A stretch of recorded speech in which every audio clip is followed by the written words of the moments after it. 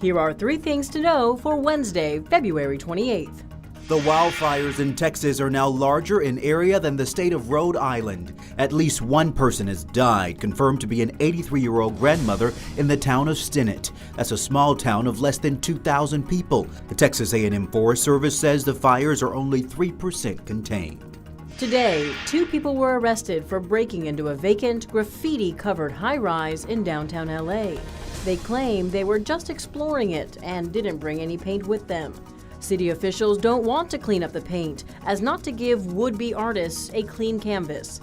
Right now, more than a dozen LAPD officers are guarding the building, but lawmakers say that is not sustainable. One Los Angeles resident says the building isn't an eyesore at all. I think it's art by the people, for the people. It's an inanimate object that has stood vacant for 5 years, and people from our city, from our place, have decorated. It's like a gift to the city. To me, it is a jewel on the crown of LA.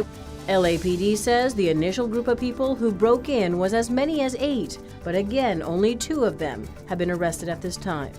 And tonight, remembering the life of Richard Lewis. The comic was the longtime best friend of Larry David, starring in Curb Your Enthusiasm. He was a fixture in the stand-up comedy scene and on late-night television for decades. He often made jokes at his own expense, sometimes about his struggles with drugs and alcohol. He passed away at his Los Angeles home after suffering a heart attack. I chose applause over tears and booze over fears.